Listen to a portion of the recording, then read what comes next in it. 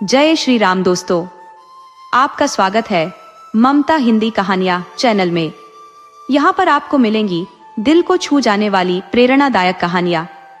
अगर आपको हमारी कहानियां पसंद आए तो वीडियो को लाइक करें, चैनल को सब्सक्राइब करें और अपने सुझाव कमेंट में जरूर दें। आपके सहयोग से आपका अपना चैनल ज्यादा से ज्यादा लोगों तक पहुंच पाए। धन्यवाद।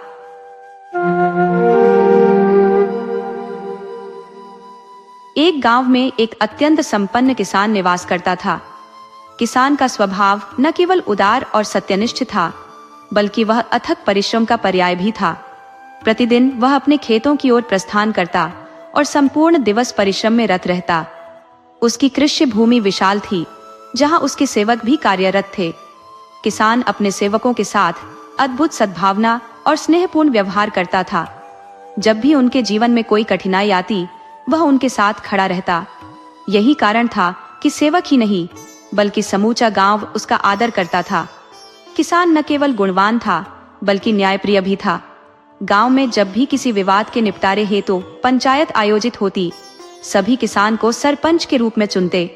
किसान का एकमात्र पुत्र था जारुओल। जारुअल शारीरिक सौष्ठव और आकर्षण का प्रतिमान था। उसका उज्जवल वर्ण, चौड़ा वक्षस्थल और सुदृढ़ कद काठी उसे अद्वितीय बनाते थे। 20 वर्षीय जारुअल की छवि पर गांव की प्रत्येक युवती मुग्ध थी। हर लड़की मन ही मन यह कामना करती कि जारुअल ही उसका जीवन साथी बने। इन युवतियों में मोहिनी भी थी। मोहिनी सौंदर्य की दृष्टि से तो आकर्षक थी, परंतु उसके स्वभाव में कठोरता और जिद्दीपन था। उसकी इच्छाएं दृढ़ होती थी और वह उन्हें पूरा करने के लिए कुछ भी कर गुजरती थी। मोहिनी वर्षों से जारुअल को अपने वश में करने की चेष्टा कर रही थी, किंतु जारुअल का स्वभाव निष्ठुर था। उसने मोहिनी की ओर कभी दृष्टि भी नहीं डाली। जारुअल को किसी अद्वितीय और शालीन युवती की तलाश थी जो उस गांव में नहीं थी।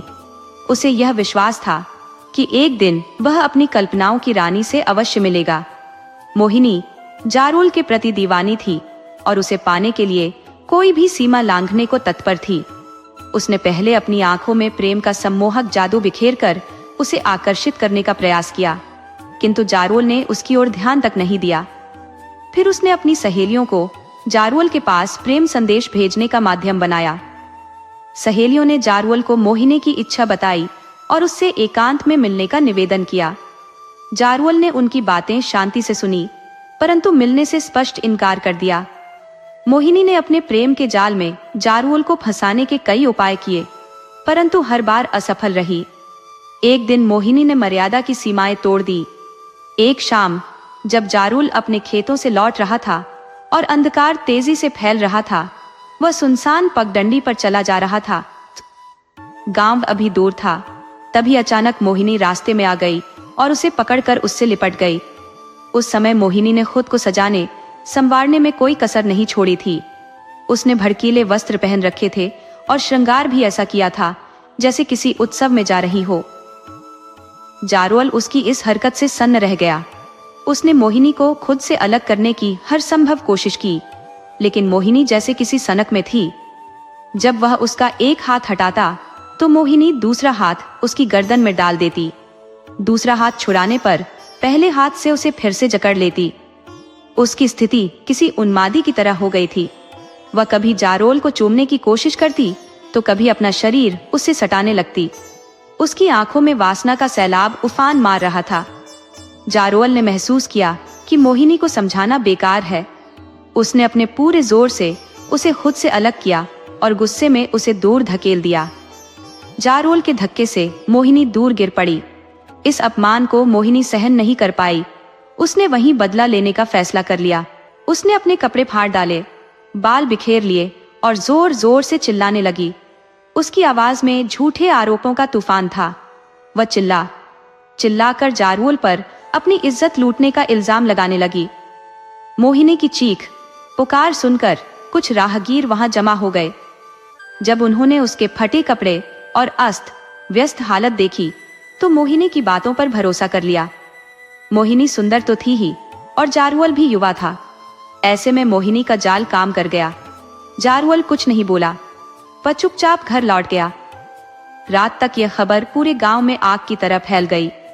गांव के कुछ लोग मोहिनी की असलियत जानते थे, जिनमें उसकी सहेलियों के परिवार भी शामिल थे। यही लोग जारुल के पक्ष में खड़े थे, लेकिन मोहिनी ने ऐसा कुचक्र रचा था कि गांव के ज्यादातर लोग उसकी तरफदारी कर रहे थे और जारुल को दोषी ठहरा रहे थे। यह खबर धनी किसान तक भी पहुंच गई। वह अपने बेटे को भली भांति जानता था, लेकिन इस मामले में वह सीधा हस्तक्षेप नहीं कर सकता था। गांव की परंपरा के अनुसार अगले दिन पंचायत बैठाई गई। गांव वालों का धनी किसान पर पूरा विश्वास था। मामला उसके बेटे से जुड़ा होने के बावजूद उन्होंने उसे ही सरपंच बनाया। अगले दिन गांव के चौपाल पर पंचायत का आयोजन हुआ। गांव के लगभग सभी लोग वहां उपस्थित थे। मामला गंभीर था और मोहिनी से संबंधित होने के कारण पंचायत में बड़ी संख्या में महिलाएं भी आई थी। पंचायत में एक तख्त पर 4 पंच बैठे थे और उनके बीच धनी किसान सरपंच बनकर बैठा था। हमेशा प्रसन्न रहने वाला धनी किसान आज हृदय से दुखी था। वह जानता था कि उसका बेटा जारुल निर्दोष है, लेकिन उसे पंचों की राय के अनुसार न्याय करना था। पंचों ने सबसे पहले मोहिनी को बुलाया और उससे सारी बातें बताने को कहा। मोहिनी सबसे पीछे बैठी थी। वह अपने स्थान से उठी और पंचों के सामने आकर फपक फपक कर रोने लगी। पंचों ने उसे ढाढ़स बंधाया और न्याय करने का आश्वासन दिया तथा निडर होकर सच्चाई बयान करने को कहा। मोहिनी कुछ देर चुपचाप खड़ी रही। इसके बाद उसने जारुल की तरफ संकेत करते हुए बताया कि वह शाम को दिशा मैदान से लौट रही थी। रात का अंधेरा धीरे धीरे बढ़ रहा था। ऐसे में न जाने कहां से जारुल आ गया और सुनसान क्षेत्र में अकेला पाकर उसे पकड़ लिया और बुरी नीयत से उसके साथ छेड़खानी करने लगा। उसके मना करने पर वह क्रोधित हो गया और जोर जबरदस्ती पर उतर आया। उसने उसके कपड़े फाड़ डाले और इसके बाद मोहिनी ने आगे की बात जानबूझकर अधूरी छोड़ दी और पुनः सिसकने लगी। उसने सिसकते हुए उन लोगों के नाम भी बता दिए जिन्होंने उसे पिछली रात अस्त व्यस्त हालत में देखा था। पंचों ने मोहिनी को बैठने के लिए कहा और एक एक करके उन लोगों को गवाह के रूप में बुलाना आरंभ किया जिन्होंने मोहिनी को अस्त व्यस्त स्थिति में देखा था। पहले गवाह ने बताया कि पिछले दिन जब वह अपने खेत से लौट रहा था तो उसे शाम हो गई थी और रात का अंधेरा बढ़ रहा था। इसी समय उसने देखा कि मोहिनी जमीन पर अस्त व्यस्त स्थिति में पड़ी थी और चीख चीख कर जारुल पर इज्जत लूटने का आरोप लगा रही थी। जारुल वहीं पास ही खड़ा था, लेकिन कुछ बोल नहीं रहा था। पहले गवाह के बाद दूसरे, तीसरे और फिर चौथे गवाह को बुलाया गया। सभी के बयान पहले गवाह के समान थे। सभी ने एक ही बात बताई थी कि मोहिनी अस्त व्यस्त स्थिति में जमीन पर पड़ी थी और चीख चीख कर जारुल पर इज्जत लूटने का आरोप लगा रही थी। अंत में जारुल को बुलाया गया। वह अधिक कुछ नहीं बोला। उसने बस इतना कहा कि मोहिनी उसके पीछे बहुत दिनों से पड़ी थी। उस दिन मोहिनी सभी हदें पार करते हुए उससे लिपट गई। इस पर उसने उसे धक्का देकर अपने से अलग कर दिया। इसके बाद मोहिनी ने अपने कपड़े फाड़ डाले, बाल बिखेर लिए और चिल्लाने लगी। मोहिनी की बात की तो 4 लोगों ने गवाही दे दी, लेकिन जारुल को ऐसा करते हुए किसी ने नहीं देखा था। अतः उसकी बात सच साबित करने वाला एक भी गवाह नहीं था। जारुल ने अपनी बात भी इस ढंग से कही थी कि पंचों को उस पर विश्वास नहीं हो रहा था। दूसरी तरफ मोहिनी की बातों में पंचों को सच्चाई दिखाई दे रही थी। मोहिनी ने झूठा आरोप लगाकर उसे गांव से निकलवाया था। मोहिनी समझती थी कि उसके आरोप से पंचायत उसका पक्ष लेगी और जारुल से उसका विवाह करवा देगी, लेकिन सब कुछ उलटा हो गया। जारुल उसके साथ ही पूरे गांव को छोड़कर चला गया। जारुल बहुत दुखी था। निरपराध होते हुए उसे गांव से निकाला गया था। वह भूखा प्यासा कई दिन और कई रात चलता रहा। जारुल अपने गांव से दूर, बहुत दूर चला जाना चाहता था। उसे अपने पिता, गांव के धनी किसान से भी कोई लगाव नहीं रह गया था। उन्होंने भी उसके साथ न्याय नहीं किया था। कई दिन यात्रा करने के बाद जारुल एक सुबह एक नदी के किनारे आ पहुंचा। जंगल के बीच बहने वाली इस नदी के किनारे चट्टान वाले थे और आसपास बहुत से फलदार वृक्ष लगे थे। जारुल को यह स्थान अच्छा लगा और उसने यहाँ कुछ समय ठहरने का निश्चय किया। उसने आसपास के वृक्षों के फल तोड़कर खाए और नदी का पानी पीकर एक चट्टान पर लेट गया। जारुल बहुत थका हुआ था, अतः लेटते ही उसे नींद आ गई। जारुल कब तक सोता रहा इसका उसे पता ही नहीं चला, लेकिन जब उसकी आंख खुली तो शाम हो चुकी थी और रात का अंधेरा तेजी से बढ़ रहा था।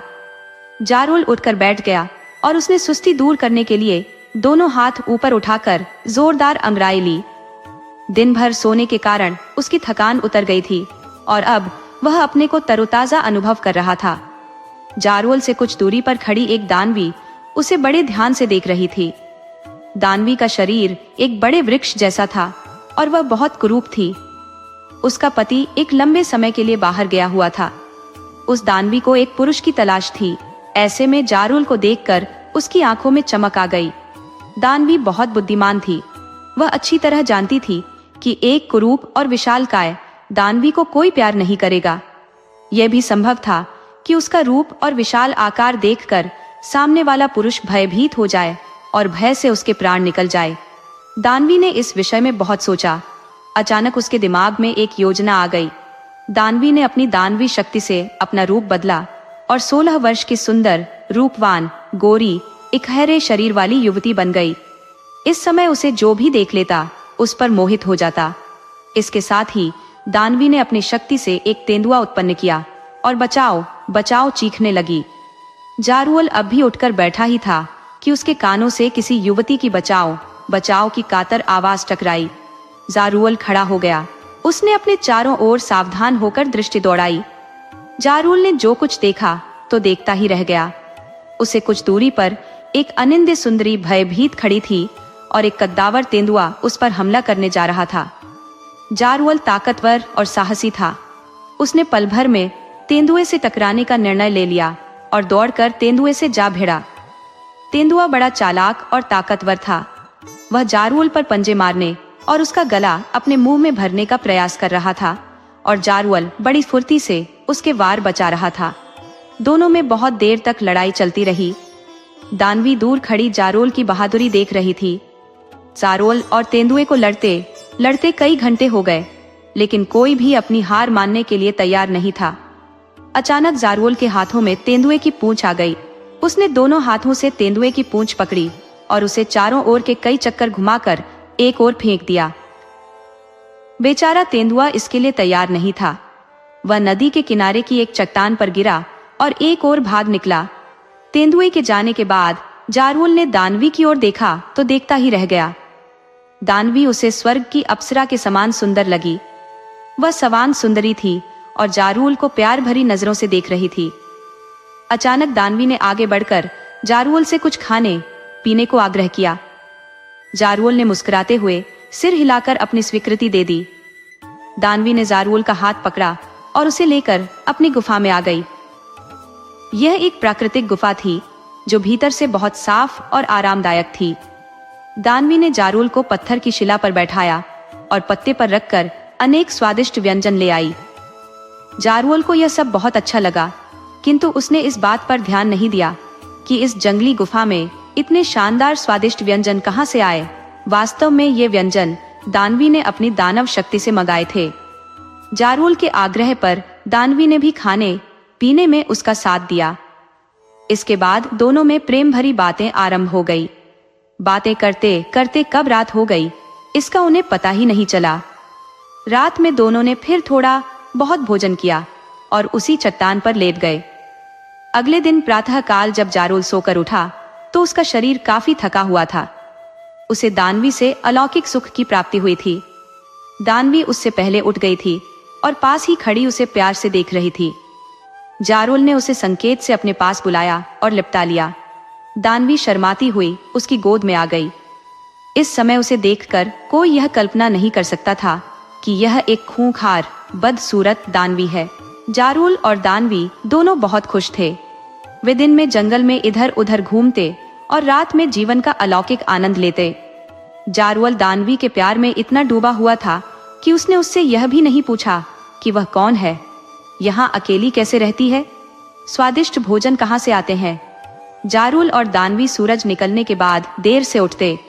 दानवी हमेशा जारुल से पहले उठ जाती। वह थोड़ा सा श्रृंगार करने के बाद जारुल को उठाती। कभी कभी जारुल अपने आप ही उठ जाता था लेकिन जारुल हमेशा दानवी के बाद ही सोकर उठता था। इसके बाद दोनों थोड़ा बहुत खाते पीते और खुले जंगल में आ जाते। इस जंगल में बहुत सी प्राकृतिक गुफाएं, पर्वत, झरने और तरह तरह के पशु, पक्षी तथा फल वाले वृक्ष थे। दोनों जंगल की सैर करते, किसी झरने अथवा नदी में नहाते, वृक्षों के फल खाते और रात का अंधेरा होने से पहले अपनी गुफा में लौट आते। इसके बाद दोनों गुफा के भीतर की चट्टान पर तरह तरह की प्रणय लीलाएं करते और सो जाते। धीरे धीरे कई महीने बीत गए। जारुल और दानवी बहुत खुश थे। जारुल ने तो कभी कल्पना भी नहीं की थी कि गांव छोड़ने के बाद उसकी भेंट इतनी सुंदर युवती से होगी और उससे उसे इतना प्यार मिलेगा। जारुल का मन इस सुनसान जंगल में पूरी तरह लग गया था। अब वह यहाँ से कहीं अन्यत्र जाना नहीं चाहता था।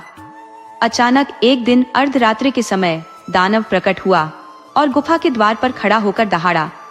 जारुल और दानवी दोनों सो रहे थे। दानव की आवाज से जारुल की नींद तो नहीं टूटी, लेकिन दानवी घबराकर उठ बैठी। उसने दानव की आवाज पहचान ली थी। खतरा सिर पर था। दानव कभी भी गुफा के भीतर आ सकता था। ऐसी स्थिति में जारुल की मौत निश्चित थी। दानवी अपने दानव को अच्छी तरह जानती थी। वह किसी भी कीमत पर मानव को जिंदा नहीं छोड़ता था, और फिर अपनी दानवी के साथ जीवन का सुख लूटने वाले को तो जीवित छोड़ने का प्रश्न ही नहीं उठता था। दानवी ने पल भर में ही सब कुछ तय कर लिया। उसने अपनी दानवी शक्ति से पुनः विशाल शरीर धारण किया। सोते हुए जारुल को अचेत करके गुफा के भीतर एक सुरक्षित स्थान पर छिपाया और गुफा के द्वार पर आ गई। दानव लंबे समय बाद लौटा था, अतः दानवी ने उसे देखते ही अपने सीने से लगा लिया और गुफा के भीतर ले आई।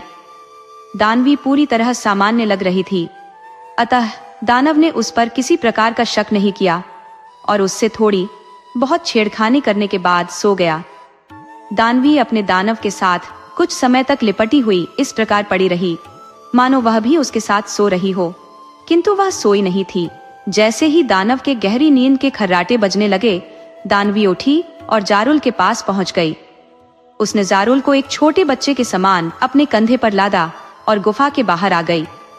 दानवी को जंगल की सभी गुफाओं की जानकारी थी। उसने अपनी गुफा से काफी दूरी की एक गुफा में ले जाकर जारुल को लिटाया और दानव के पास वापस आ गई। दानवी ने चलते समय नई गुफा के द्वार पर एक बड़ा पत्थर रख दिया था, जिससे जारुल जंगली हिंसक जीवों से बचा रहे। दानव 3 दिन और 3 रात सोता रहा। चौथे दिन वह दोपहर के बाद उठा और दानवी को प्यार करने के बाद फिर सो गया। इस बीच दानवी अपनी गुफा में ही रही। वह जानती थी कि दानव लंबे समय बाद लौटा है, अतः उसे कभी भी उसकी जरूरत पड़ सकती है। दानव चौथे दिन अर्धरात्रि के बाद पुनः उठा और दानवी को प्यार करने के बाद गुफा से बाहर निकला और जंगल में खो गया। दानव को जंगली जीवों का मांस खाने की आदत थी। धीरे धीरे दानव का पहले जैसा क्रम बन गया। वह अर्धरात्रि के कुछ पहले गुफा से निकलता, वन्य जीवों को मारता, खाता और प्रातःकाल अपनी गुफा में आकर सो जाता और रात तक सोता रहता। कभी कभी वह दिन में उठ जाता और दानवी को प्यार करता। दानव अपनी दानवी को बहुत प्यार करता था, लेकिन दानव और जारुल के प्यार में बहुत अंतर था। दानव अपने शरीर की भूख मिटाने के लिए दानवी से प्यार करता था और जारुल का प्यार दानवी के शरीर की भूख मिटाता था। अतः दानवी जारुल को हृदय से प्यार करने लगी थी। उसकी दिनचर्या अब बदल गई थी। वह अर्धरात्रि में दानव के जाने के बाद अपनी गुफा से निकलती और जारुल के पास पहुंच जाती। यहाँ आकर वह 16 वर्ष की सुंदरी बन जाती और रात भर जारुल से प्यार करती और प्रातःकाल होते ही जारुल को अचेत करके दानव के लौटने के पहले ही अपनी गुफा में आ जाती। धीरे धीरे कई दिन हो गए। सब कुछ बिना किसी बाधा के ठीक ठाक चल रहा था। एक दिन दानव को रात में भोजन की तलाश में अधिक भटके बिना बड़ा शिकार मिल गया। उसने भरपेट खाया और प्रातःकाल होने से पहले ही अपनी गुफा में वापस आ गया। दानवी जारुल के पास थी, अतः दानव को गुफा में दानवी नहीं मिली। दानव गुफा के बाहर निकला और उसने अपनी दानवी को बहुत ढूंढा, लेकिन वह नहीं मिली। दानव गुफा में पुनः वापस आ गया और लेट गया।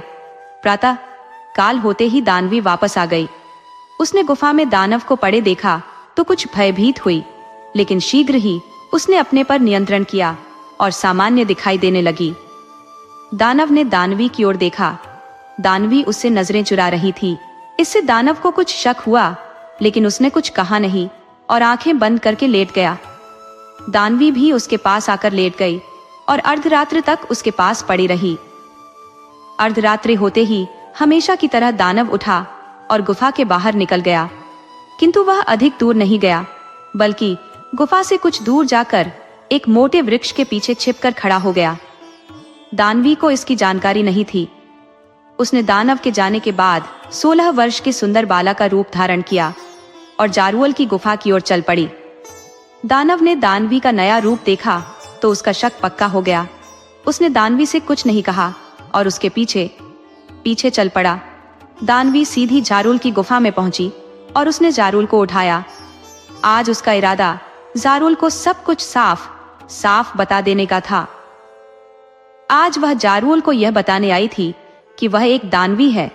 उसका दानव बाहर से लौट आया है। दानव बहुत खतरनाक है, अतः वह जंगल छोड़कर कहीं दूर चला जाए। जारुल ने उठते ही दानवी को अपने सीने से लगा लिया और उसे प्यार करने लगा। दानवी ने उसे अपने से अलग करने का प्रयास किया, किंतु जारुल उसे इस तरह जकड़े हुए था कि दानवी अपने को छोड़ा न सकी। इसी समय दानव प्रकट हुआ और उन दोनों की ओर बढ़ा। दानव का उग्र और भयानक रूप देखकर दानवी और जारुल दोनों के होश उड़ गए। दानव बहुत क्रोध में था और कुछ भी कर सकता था। अचानक दानवी के मन में न जाने क्या आया कि उसने दानवी का विशाल रूप धारण किया और जारुल को कंधे पर लाद कर गुफा के बाहर आ गई। जारुल ने दानवी का असली रूप देखा तो हतप्रभ सा रह गया। उसे दानवी की प्रेम कहानी कुछ समझ में आने लगी। दानवी के पीछे पीछे दानव भी गुफा के बाहर आ गया और उसे जारुल को छीनने का प्रयास करने लगा। दानवी जानती थी कि वह जारुल को लेकर कहीं भी भाग नहीं सकती और यदि जारुल दानव के हाथ लग गया तो वह उसे मार डालेगा। अतः दानवी ने जारुल को एक ओर हवा में उछाल दिया। जारुल दानव से कुछ दूर जमीन पर मिला, लेकिन गिरने के पहले ही दानवी ने उसे अपनी दानवी शक्ति से एक वृक्ष बना दिया। दानव का क्रोध अभी शांत नहीं हुआ था। वह वृक्ष बने जारुल की ओर बढ़ा। उसका इरादा इस वृक्ष को तहस नहस कर डालने का था। दानवी ने दानव को वृक्ष की ओर बढ़ते देखा तो उसके पैर पकड़ लिए और गिड़गिड़ाने लगी। दानव अपनी दानवी को बहुत प्यार करता था, अतः उसने वृक्ष बने जारुल को अभयदान दे दिया और दानवी को भी माफ कर दिया। इसके बाद दोनों ने वह जंगल छोड़ दिया और नए जंगल में जाकर रहने लगे। कहते हैं कि दानवी जारुल के प्यार को कभी भूल नहीं पाई। वह अभी भी बरसात का मौसम आरंभ होते ही अपने जारुल के पास आती है। अपनी दानवी का आलिंगन करते ही जारुल खुशी से झूम उठता है। जारुल के वृक्ष पर जून जुलाई के महीने में खिलने वाले बैंगनी पनलिए लाल रंग के फूल जारुल की खुशी के प्रतीक हैं।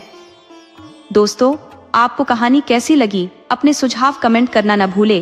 तो चलिए आज की अगली कहानी शुरू करते हैं।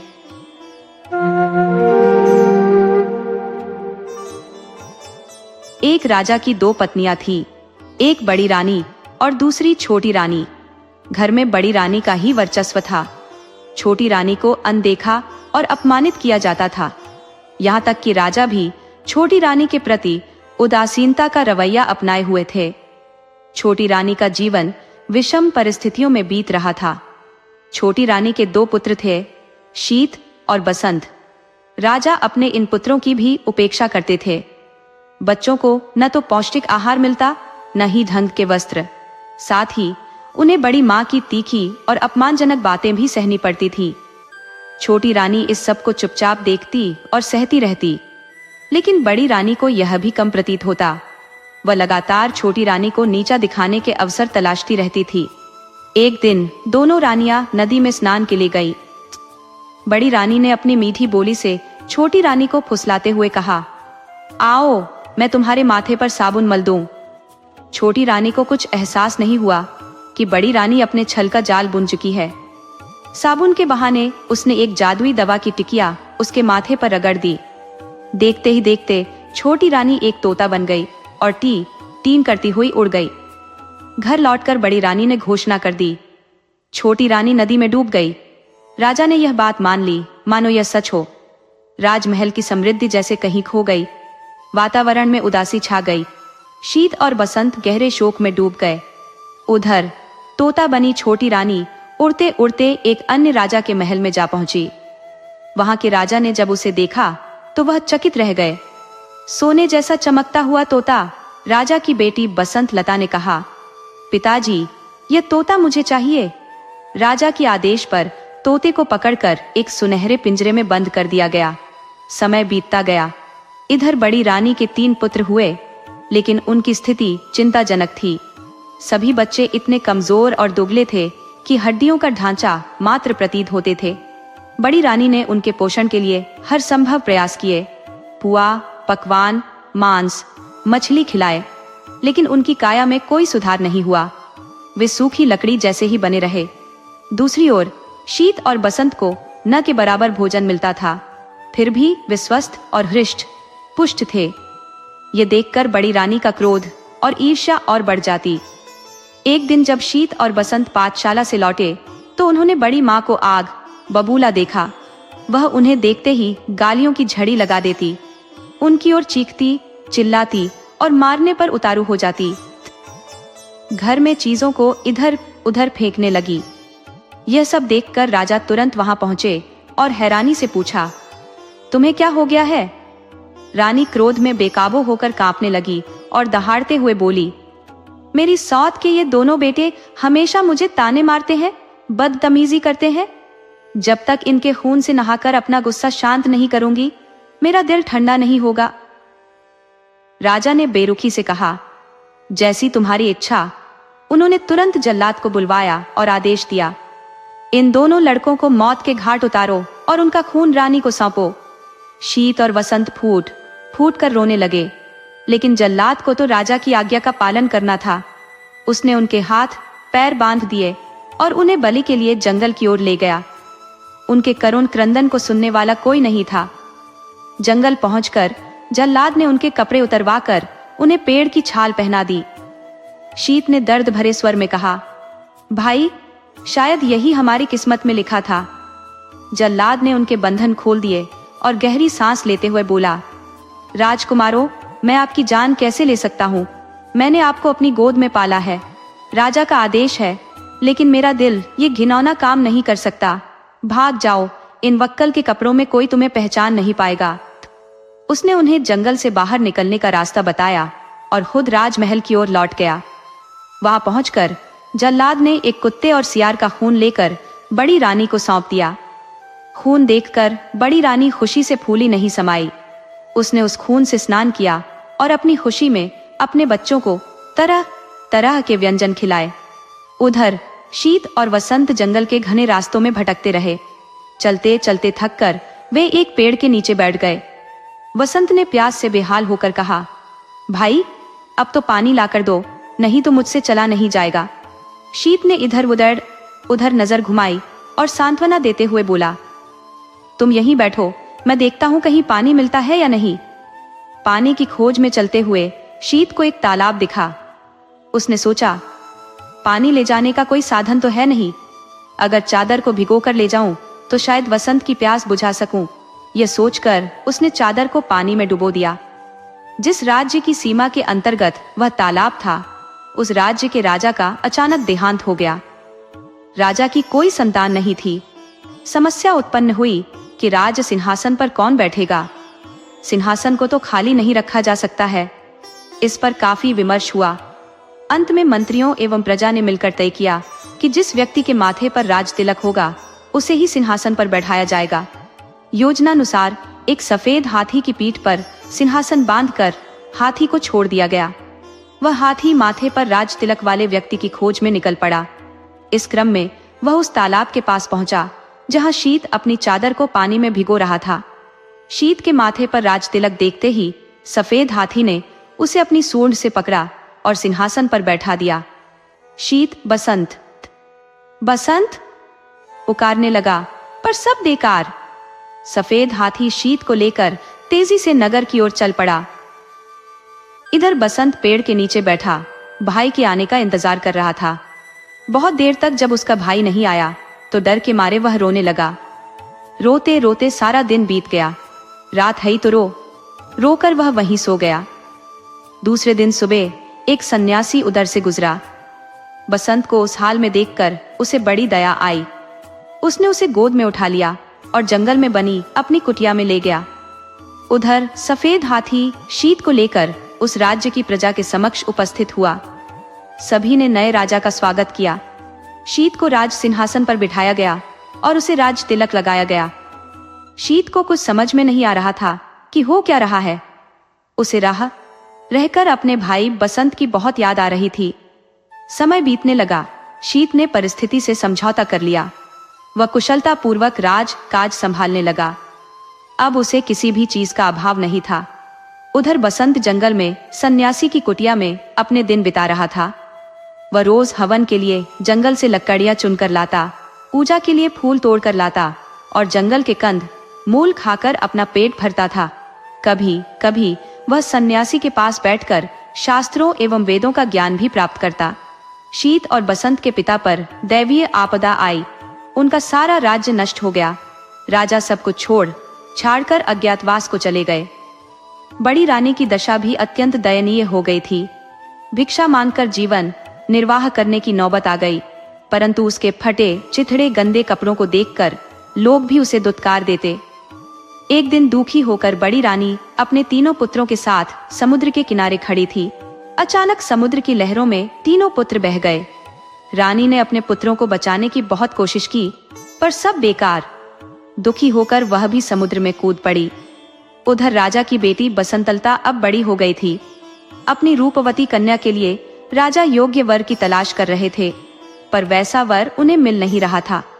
तब रानी से परामर्श कर उन्होंने स्वयंवर का आयोजन किया। स्वयंवर सभा में अनेक राज्यों के राजपुत्र उपस्थित हुए। राजा ने घोषणा की कि सारे राजपुत्र अपने आसन पर बैठेंगे और बसंतलता हाथ में माला लेकर सभी के सामने से गुजरेगी। जो राजकुमार उसे पसंद आएगा उसी के गले में वह वरमाला डालेगी। इधर बसंतलता ने स्वयंवर के लिए श्रृंगार करना आरंभ किया। बालों का जूड़ा बनाया, आंखों में काजल लगाया, पांव में आलता लगाया।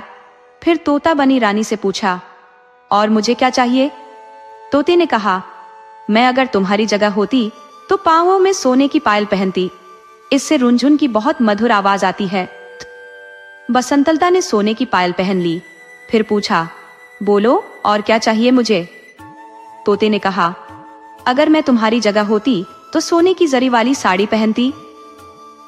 तोते की बात सुन बसंतलता ने सोने की जरी वाली साड़ी पहनी। फिर तोते ने कहा, अब तुम हीरे का हार पहन लो, बहुत सुंदर लगोगी।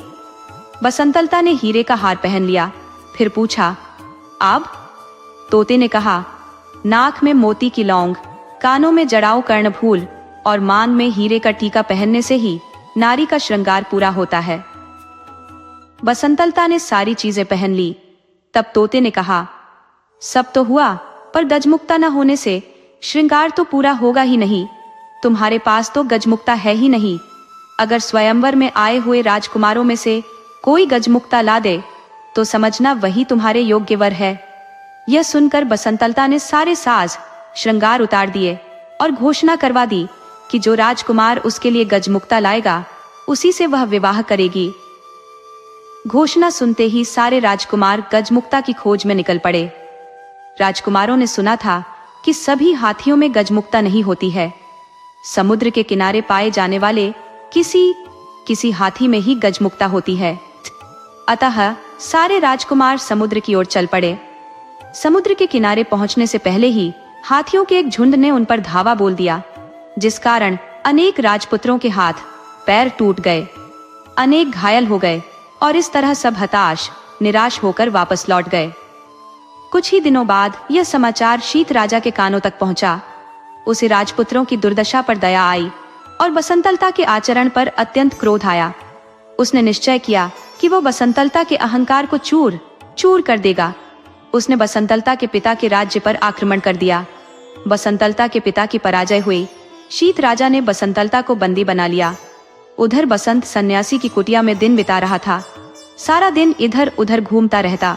उसकी कुटिया के पास एक विशाल बरगद का पेड़ था। उसमें एक गुल और एक बुलबुल रहती थी। एक दिन दुखी होकर बसंत उसी पेड़ के नीचे बैठा था। तब उसने उस गुल और बुलबुल को बातचीत करते हुए सुना। गुल ने स्वयंवर की सारी घटनाएं बुलबुल को सुनाई, फिर बोला, कौन जानता है कि इसका क्या परिणाम होगा? बुलबुल ने कहा, क्षीर सागर के किनारे एक दूध पहाड़ है। दूध पहाड़ से क्षीर सागर में दूध गिरता है। उस क्षीर सागर में एक स्वर्ण कमल खिला हुआ है। उस स्वर्ण कमल में एक हाथी रहता है। उसी के सिर में गजमुक्ता है। गुल ने पूछा, लेकिन वहां पहुंचेगा कौन? बुलबुल ने कहा, कोई साहसी राजपुत्र ही वहां पहुंच पाएगा। सारी बातें सुनने के बाद बसंत ने उनसे पूछा, मैं गजमुक्ता लेने जाऊंगा, इस कार्य में तुम दोनों मेरी कुछ सहायता करोगे? जरूर, परंतु तुम पहले सन्यासी के पास जाकर उसका त्रिशूल लेकर आओ, फिर सेमल के पेड़ के पास जाकर राजपुत्र के वस्त्र मांगो। सारी चीजों की प्राप्ति तुम्हें हो जाएगी। गुल और बुलबुल ने उससे कहा।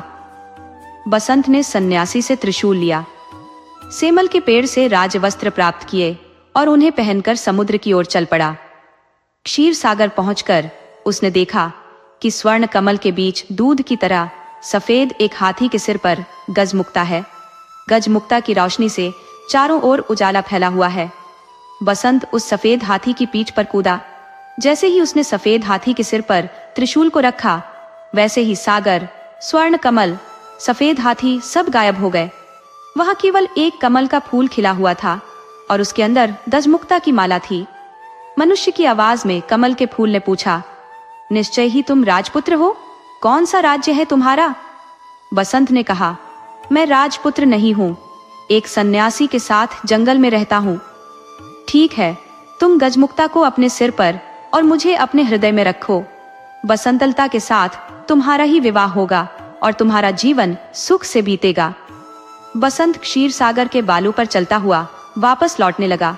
तभी उसे कुछ आवाजें सुनाई पड़ी। हम लोगों को भी साथ ले चलो भाई। वह भौचक्का होकर चारों ओर देखने लगा। उसे आस पास कोई भी नहीं दिखा। वह आगे बढ़ा तो फिर वैसी ही आवाजें आई। उसने गौर से बालू को देखा तो उसे लगा कि उसके पैर के पास बालू के अंदर से आवाजें आ रही हैं। उसने त्रिशूल से वहां का बालू हटाया तो देखा कि वहां 3 सोने की मछलियां थीं। वह उन्हें अपने साथ लेकर चल पड़ा। इधर शीत राजा शिकार खेलने निकला था। एक दिन सारा दिन भटकने के बाद भी उसके हाथ एक भी शिकार न लगा। थककर वह एक पेड़ के नीचे बैठ गया। अचानक उसे याद आया कि वह अपने भाई बसंत को इसी पेड़ के नीचे छोड़कर पानी लाने गया था और फिर एक हाथी उसे एक राज्य में ले गया था। फिर वह कभी इस जगह लौट कर नहीं आ सका था। बसंत का क्या हुआ? वह कहाँ गया होगा? क्या वह जीवित होगा? यह सोचकर वह रो पड़ा। अपने राजभवन में लौटने के बाद भी वह केवल बसंत के बारे में सोचता रहता। बसंत गजमुक्ता लेकर बसंतलता के राज्य में गया तो वहां उसे पता चला कि शीत राजा बसंतलता को बंदी बनाकर अपने राज्य में ले गया है। बसंत सीधा शीत राजा के राजभवन में पहुंचा। राजा के अंगरक्षकों को 3 सोने की मछलियां देकर कहा, अपने राजा से कहो कि बसंतलता को छोड़ दे। लेकिन शीत राजा तो अपने भाई के शोक में डूबा अपने कमरे का दरवाजा बंद कर अंदर बैठा हुआ था। राजा की आज्ञा की प्रतीक्षा में बसंत 7 दिनों तक हाथ में त्रिशूल लिए, सिर पर गजमुक्ता रखे राजमहल के सामने बैठा रहा। 8वें दिन शीत राजा थोड़े सामान्य हुए तो दासियां सोने की मछलियों को काटने बैठी। लेकिन आश्चर्य, मछलियां बोल उठी, हमें न काटो, हम राजा के भाई हैं। अंगरक्षकों ने जब शीत राजा को बसंत की बात बताई तो वे स्वयं राजभवन से बाहर आए। वहां अपने भाई बसंत को देखा तो दौड़कर उसे अपने गले लगा लिया। तभी वे दासियां उन बोलने वाली सोने की मछलियों को लेकर राजा के पास पहुंची। लेकिन आश्चर्य, शीत राजा के हाथ लगाते ही तीनों मछलियां 3 मनुष्यों में बदल गई। उन्हें देखते ही वे पहचान गए। वे बड़ी रानी के पुत्र थे, शीत बसंत के सौतेले भाई। शीत बसंत ने बड़ी रानी और राजा के दुर्भाग्य की सारी बातें उनसे सुनी। उनकी आंखों से आंसू बहने लगे। 5 भाई आनंद पूर्वक राजभवन में रहने लगे। शीत राजा अपने भाई बसंत के विवाह की तैयारियां करने लगा। उसने बसंतलता के पिता के पास समाचार भेजा कि उन्हें मुक्त किया जा रहा है। पिंजरे के तोते ने बसंतलता को खुशखबरी दी, गजमुक्ता लेकर राजपुत्र आ गया है। बाव, बसंतलता बोली, जानती हूँ। उसी समय एक दासी दौड़ती हुई आई और उसने प्रसन्नता पूर्वक कहा कि गजमुक्ता लाने वाले राजपुत्र राजा शीत के ही भाई है। बसंतलता बहुत खुश हुई। उसने तय किया कि वह अपने प्रिय तोते को आज अपने हाथों से स्नान कराएगी। उसने कपिला गाय के दूध में कच्ची हल्दी को पीसकर दूध में मिलाया और उससे तोते को स्नान कराने लगी। इस क्रम में बसंतलता के हाथ से तोते के माथे की दवाई पुछ गई। देखते तोता एक सुंदर नारी बन गया। बसंतलता ने आश्चर्य से पूछा, तुम कौन हो, परी या देवी? वह बोली, मैं राजरानी हूँ। शीत और बसंत मेरे ही बेटे हैं। उसके बाद उसने अपने साथ घड़ी सारी बातों को उसे बता दिया। अगले दिन बसंतलता के साथ बसंत का विवाह धूमधाम से संपन्न हुआ। विदा के समय बसंतलता ने अपने पिता से कहा, मैं पालकी में अकेली ही जाऊंगी। पिता ने पूछा, ये क्या बात हुई? बसंतलता बोली, मैंने प्रण लिया है कि सुबह प्रार्थना के समय अकेली रहूंगी। पिता बोले, ठीक है, जैसा तुम चाहती हो वही होगा। सभी से विदा लेकर बसंतलता सुंदर पालकी में बैठ गई। उसने चुपके से छोटी रानी को अपनी पालकी में बैठा लिया। बसंत भी अपनी पालकी में बैठ गया। शीत राजा के महल के पास जब पालकी रुकी, तब उससे बसंतलता के अलावा एक अपूर्व सुंदरी नारी भी उतरी। सब उसे आश्चर्यचकित होकर देख रहे थे। उसने पालकी से उतरते ही पूछा, कहाँ है मेरे शीत? बसंत, मेरे पास आओ। माँ की पुकार सुनकर शीत, बसंत दौड़कर आए और उससे लिपट गए। बड़ी रानी के तीनों पुत्र भी दौड़कर वहां पहुंच गए। इस सुखद समाचार को सुनकर थोड़े दिनों बाद राजा भी लौट आए। इस प्रकार छोटी रानी के दुखों का अंत हुआ। सभी के दिन सुखपूर्वक बीतने लगे। दोस्तों, आपको कहानी कैसी लगी? अपने सुझाव कमेंट करना न भूले। तो चलिए आज की अगली कहानी शुरू करते हैं।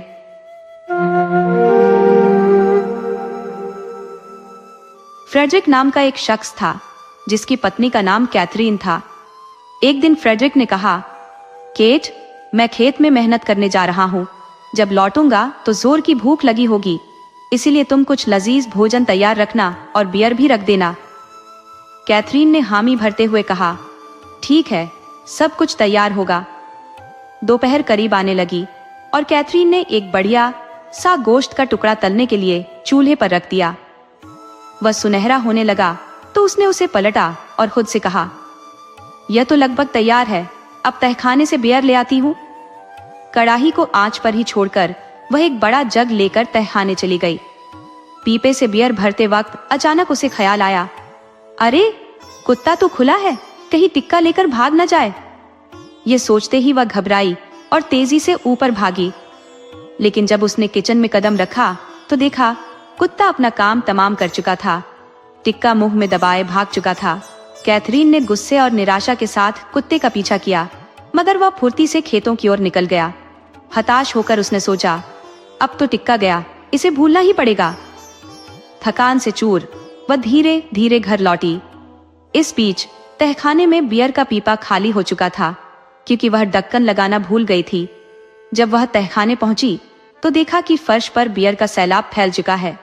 वह घबराई और सोचने लगी, अब क्या करूं कि फ्रेडरिक ये सब देख न पाए। अचानक उसे मेले से खरीदा हुआ आटे का बोरा याद आया। उसने सोचा, आटे से बियर सोख लूंगी, सब कुछ साफ सुथरा हो जाएगा। वह आटा लेकर आई, लेकिन गलती से बोरा बियर के जग के ऊपर रख दिया, जिससे बची खुची बियर भी जमीन पर फैल गई। कैथरीन मायूस होकर बड़बड़ाई, एक मुसीबत जाती नहीं कि दूसरी आ जाती है। फिर उसने पूरा आटा जमीन पर फैला दिया और खुद को चतुर समझते हुए संतोष से भर गई। दोपहर में फ्रेडरिक जब घर लौटा तो उसने जोर से आवाज लगाई, केट, क्या पकाया है? कैथरीन ने झिंझकते हुए कहा, अरे फ्रेडरिक, मैंने तो गोश्त का टिक्का बनाया था, पर जब बियर लेने गई तब कुत्ता उसे लेकर चंपत हो गया। मैं कुत्ते के पीछे दौड़ती रही, लेकिन उसी बीच तहखाने में बियर का पूरा पीपा खाली हो गया। फिर मैंने मेले से खरीदा आटे का बोरा उठाकर सोचा कि उससे फर्श को सुखा दूं, पर बोरा जैसे ही उठाया, बियर का जग नीचे गिर गया और बची खुची बियर भी फैल गई। पर हाँ, तहखाना अब साफ सुथरा लग रहा था। फ्रेडरिक गुस्से से बोला, केट, आखिर तुमने ये सब क्यों किया? जब टिक्का तल रही थी तभी बियर लेने क्यों गई? पहले बियर बहा दी, फिर सारा आटा बर्बाद कर दिया। कैथरीन ने लापरवाही से जवाब दिया, फ्रेडरिक, मुझे क्या पता था कि ये सब गलत होगा।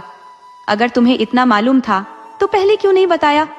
फ्रेडरिक सिर पकड़कर सोचने लगा, अगर मेरी पत्नी ऐसे काम करती रही तो मुझे आगे से ज्यादा समझदारी से काम लेना पड़ेगा। उसके पास घर में काफी सोना था।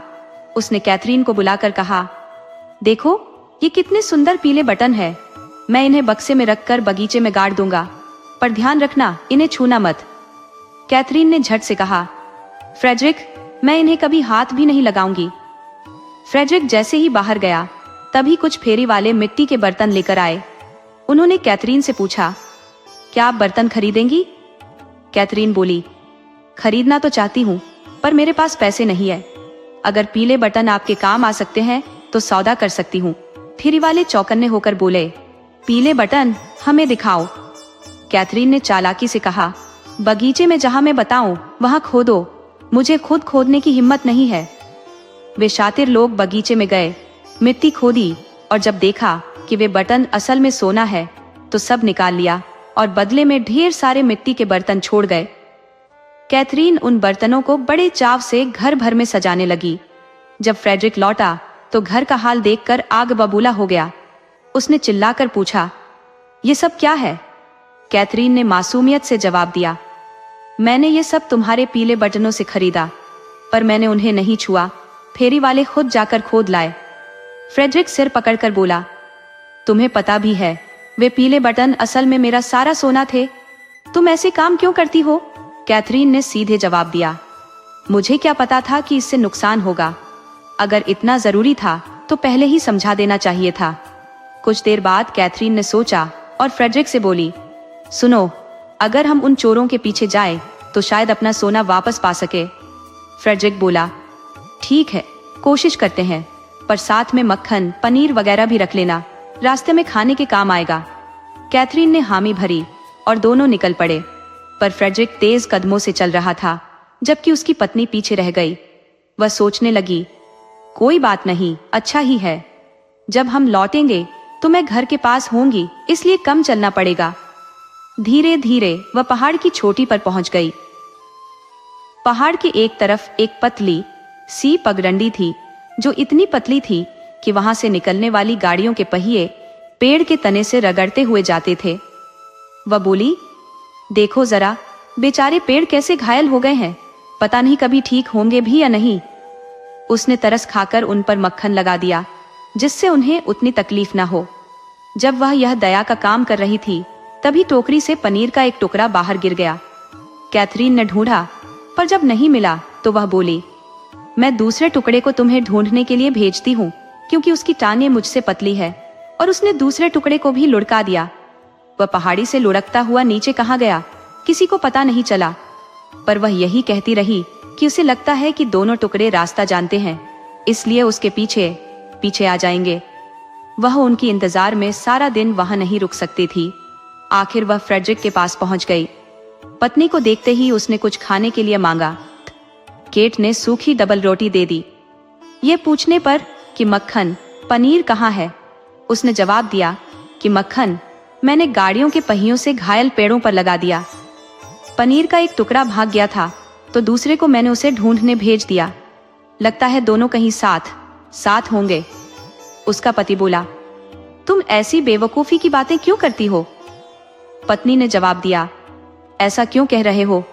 क्या तुमने मुझे ऐसा न करने को कहा था? खैर, दोनों ने मिलकर सूखी डबल रोटी खाई। फिर पति बोला, केट, उम्मीद है कि तुम आते वक्त दरवाजे पर ताला लगा आई थी। उसने जवाब दिया, नहीं, तुमने मुझसे कहा ही नहीं था।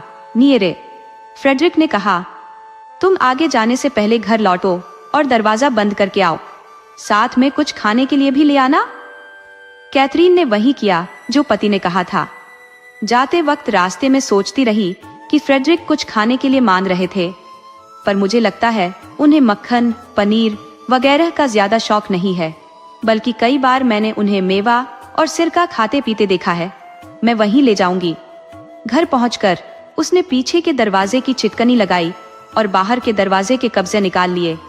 क्योंकि उसने सोचा कि फ्रेडरिक ने दरवाजे का ताला लगाने को कहा था, पर अगर इसे साथ ही ले जाऊं तो सबसे ज्यादा सुरक्षित रहेगा। ये सब करते करते उसे काफी देर हो गई। पति के पास पहुंचते ही वह चिल्लाकर बोली, देखो मैं दरवाजा ही साथ ले आई, अब तुम जितना चाहो ध्यान रख सकते हो। फ्रेडरिक बोला, हे भगवान, मेरी पत्नी कितनी होशियार है। अरे मैंने तुम्हें घर बंद करने के लिए भेजा और तुम दरवाजा ही उतार लाई, जिससे जो चाहे अंदर जाना आना कर सके। खैर, जब लेकर आई हो तो तुम ही इसे उठाओ। वह जवाब में बोली, ठीक है, दरवाजा तो मैं उठा लूंगी, पर साथ में मेवा और सिरका नहीं उठाऊंगी, नहीं तो वजन बढ़ जाएगा। हाँ, इन्हें दरवाजे के साथ बांध देती हूँ।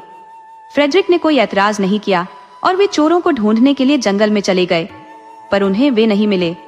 जब अंधेरा होने लगा तब रात बिताने के लिए वे एक पेड़ पर चढ़ गए। वे अभी चढ़े ही थे कि वे बदमाश आ गए जिन्हें ये ढूंढ रहे थे। वे लोग सचमुच बड़े दुष्ट थे और चीज के खोने से पहले उसे ढूंढ निकालते थे। वे थके हुए थे सो पेड़ के नीचे आकर बैठ गए। इसी पेड़ पर ऊपर पति पत्नी थे। बदमाशों ने आग जलाई। फ्रेडरिक दूसरी तरफ से उतरा और कुछ पत्थर बटोरकर वापस ऊपर आ गया। वे उन पत्थरों को चोरों के सिर पर फेंकते रहे, पर चोर बोले कि सुबह होने वाली है, इसलिए हवा से सेब गिर रहे हैं। कंधे पर दरवाजा रखे कैथरीन धकने लगी, पर उसे लगा कि वजन शायद मेवा का है। वह धीरे से बोली, फ्रेडरिक, मुझे मेवा फेंकनी पड़ेगी। पति ने कहा, नहीं, अभी नहीं, उन्हें हमारे बारे में पता चल जाएगा। मैं कुछ नहीं कर सकती, इन्हें फेंकना ही होगा। अगर फेंकना ही है तो जल्दी से फेंको। डालियों में से होती हुई मेवा नीचे गिरने लगी। चोर बोले, ओले गिर रहे हैं। थोड़ी देर बाद कैथरीन को लगा दरवाजा अब भी भारी है। उसने पति से फुसफुसाकर कहा, मुझे सिरका भी फेंकना पड़ेगा। वह बोला, नहीं, हम पकड़े जाएंगे। वह कहने लगी, क्या करूं, फेंकना ही पड़ेगा, और गिरा दिया। चोर कहने लगे, ओह, कितनी ओस पड़ रही है। अब जाकर कैथरीन के दिमाग में आया कि यह तो दरवाजा ही भारी है। उसने पति से कहा, मुझे दरवाजा फेंकना पड़ेगा। वह खुशामद करता रहा, ऐसा मत करो, उन्हें हमारे बारे में पता चल जाएगा। पर उसने दरवाजा छोड़ दिया और वह जाकर चोरों पर जा गिरा। उनकी समझ में नहीं आया कि यह क्या हुआ। वे सारा सोना छोड़कर जितनी तेजी से भाग सकते थे भागे। जब फ्रेडरिक और कैथरीन पेड़ पर से नीचे उतरे तो उन्हें अपना सारा सोना मिल गया। दोस्तों, आपको कहानी कैसी लगी अपने सुझाव कमेंट करना न भूले। तो चलिए आज की अगली कहानी शुरू करते हैं।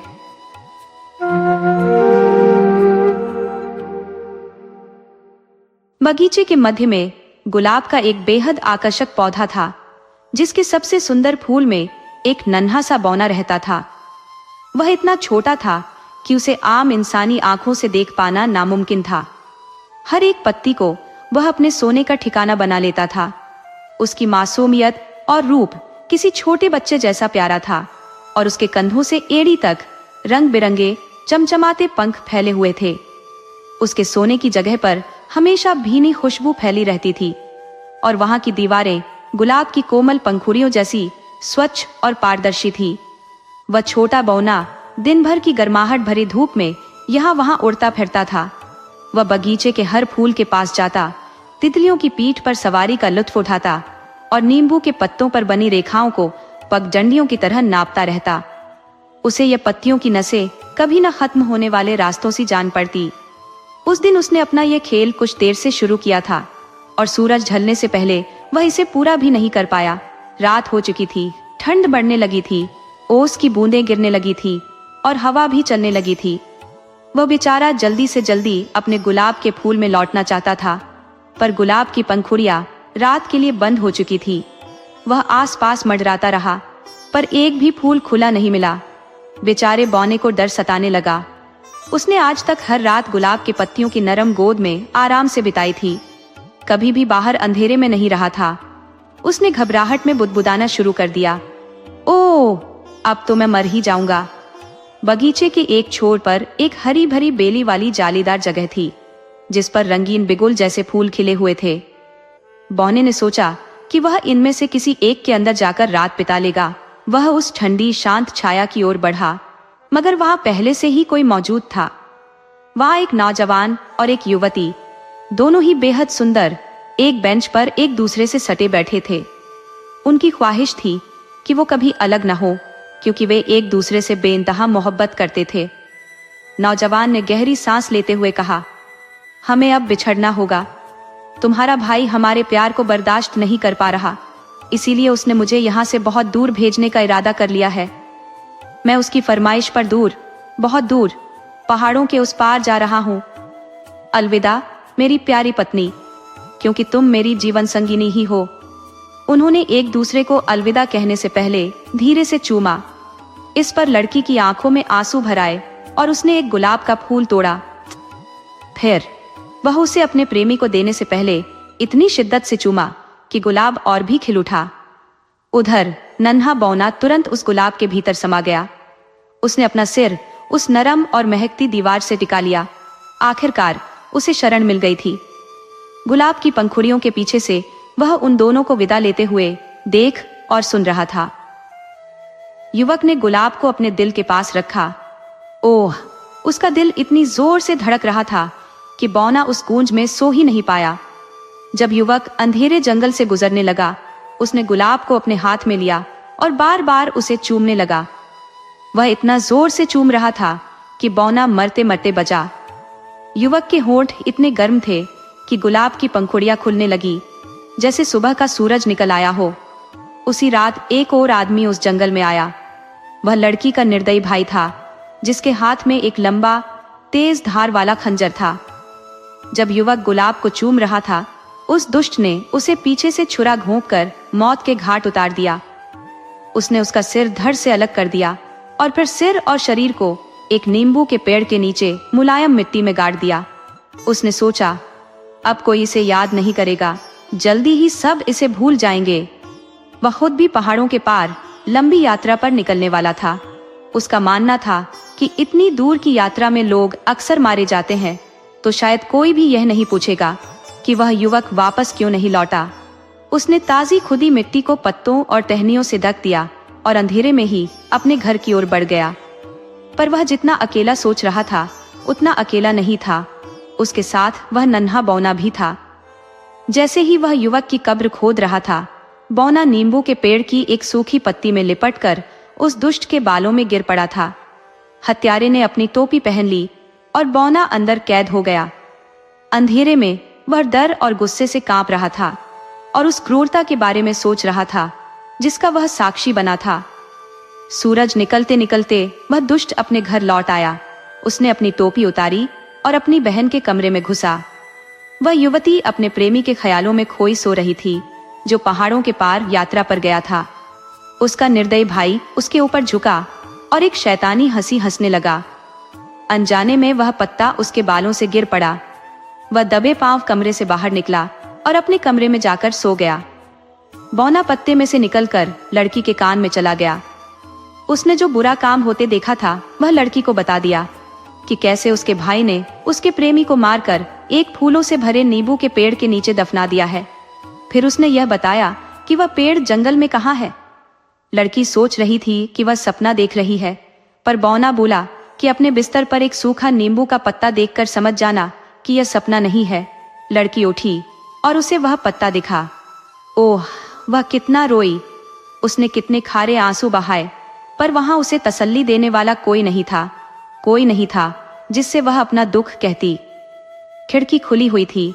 बौना चाहता तो उड़कर बगीचे में अपने गुलाब तक जा सकता था, पर वह उस लड़की को अकेले छोड़कर जाने के बारे में सोच भी नहीं सकता था।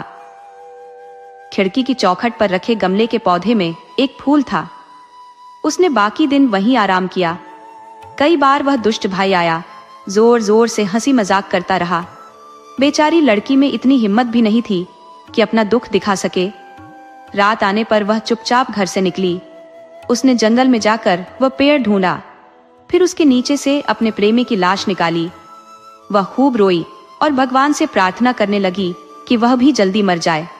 वह चाहती थी कि लाश को अपने साथ वापस ले जाकर अच्छी तरह दफना दे, पर वह ऐसा नहीं कर सकती थी। उसने उसका सिर अपने हाथों में उठाया, उसके ठंडे सफेद होंठों को चूमा, फिर उसके सुंदर बालों से मिट्टी झाड़ी। वह बोली, यह हमेशा मेरा रहेगा। उसने उसके मृत शरीर को फिर से दबाया और लौट गई। वह अपने हाथों में अपने प्रिय का सिर और नींबू के पेड़ के पास उगी चमेली की एक टहनी ले आई थी। लौटते ही उसने एक बड़े गमले में उस युवक के सिर को दबाया और ऊपर से चमेली की टहनी लगा दी। छोटे बौने ने फुसफुसाकर कहा, अलविदा। उस लड़की का दुख देखने से दुखी बौना और कर बगीचे में अपना गुलाब ढूंढने लगा।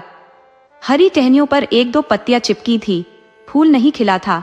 ठंडी सांस भरते हुए बौना बोला, जल्दी ही सब सुंदर फूल मुरझाकर गायब हो जाएंगे।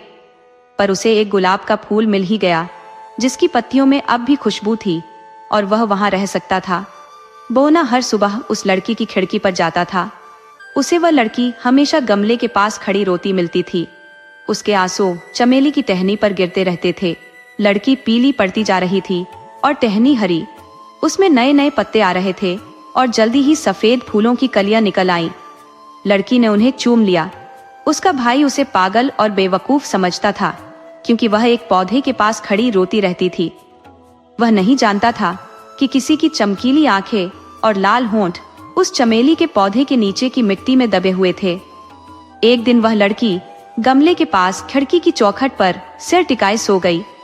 उसे सोता देखकर बौना उसके कान में घुस गया और उसे उन शामों के बारे में बताने लगा जब खुशबूदार गुलाब खिलते थे। लड़की वह सपना देखते देखते मर गई। मरने पर वह स्वर्ग गई, जहां अपने प्रेमी युवक से मिल गई। बड़ी सफेद घंटियों जैसे चमेली के फूल खिलकर कमरे में अपनी खुशबू फैला रहे थे। जो मर चुके थे उनके लिए अपना दुख वे इसी तरह दिखाते थे। दुष्ट भाई ने उस सुंदर फूलों से लदे गमले को देखा तो उसे अपनी चीज की तरह उठाकर अपने सोने के कमरे में ले गया। वे फूल न सिर्फ देखने में सुंदर थे, बल्कि उनकी खुशबू भी बहुत अच्छी थी। बौना उस दुष्ट के पीछे पीछे गया और हर फूल को उस दुष्ट भाई की करतूत और बेचारी लड़की के दुख की बातें बताता रहा। हर फूल की अपनी आत्मा थी जो सब समझती थी। फूलों ने कहा, हम सब कुछ जानते हैं, हम उस बारे में सब कुछ जानते हैं। हम उस मरे हुए आदमी के होंठों और आंखों से ही पनते हैं। हम सब जानते हैं, सब कुछ जानते हैं। बौना समझ नहीं पा रहा था कि सब जानकर भी फूल इतने शांत कैसे हैं। वह शहद पटोरती मधुमक्खियों के पास गया और उन्हें सारी कहानी सुनाई। उन्होंने वह कहानी अपनी रानी को सुनाई। उसने यह तय किया कि अगली सुबह वे दोषी को मार देंगी। उस लड़की के मरने के बाद की पहली रात को जब भाई सो रहा था तो फूलों की डाल खिल उठी। हर फूल की अदृश्य आत्मा एक जहर भरा भाला लेकर उसके कान के पास इकट्ठी हो गई और उसे ऐसी कहानियां सुनाने लगी जिनसे उसे भयानक सपने दिखाई देने लगे। वह डर कर चीखने लगा तो उन्होंने अपने भालों की नोक उसकी जबान में गड़ा दी। वे सब चिल्लाई, हमने मरने वालों का बदला ले लिया। और वे उड़कर वापस अपने फूलों में चली गईं। सुबह सोने वाले कमरे की खिड़की खुलते ही गुलाब में रहने वाला बौना और मधुमक्खियां अपनी रानी के पीछे उड़कर कमरे में घुस गए ताकि उस दुष्ट को मार सके। पर वह तो पहले ही मर चुका था। लोग उसके पलंग के चारों ओर खड़े थे। एक आदमी बोला, चमेली के फूलों की तेज खुशबू ने उसे मार दिया है। अब बौना समझा कि फूलों ने बदला ले लिया। उसने यह बात मधुमक्खियों की रानी को बताई। उसने और बाकी की मधुमक्खियों ने उस गमले को घेर लिया। लोग उन्हें उड़ाने की कोशिश करने लगे। आखिर एक आदमी ने गमला उठाया ताकि बाहर रख दे। तभी एक मक्खी ने उसके हाथ में काट लिया। गमला जमीन पर गिरकर टूट गया। मिट्टी के बाहर गिरने पर एक सफेद खोपड़ी भी निकल आई। सारे लोग डरकर उसे देखने लगे। तब वे समझ गए कि मरने वाला आदमी हत्यारा था। मधुमक्खियों की रानी गाना गाने लगी, जिसमें फूलों के बदला लेने के अलावा यह भी बताया था कि बौना छोटे से छोटे पत्ते पर भी रह सकता है। वह बुराई का पर्दाफाश करके दुष्ट से बदला ले सकता है।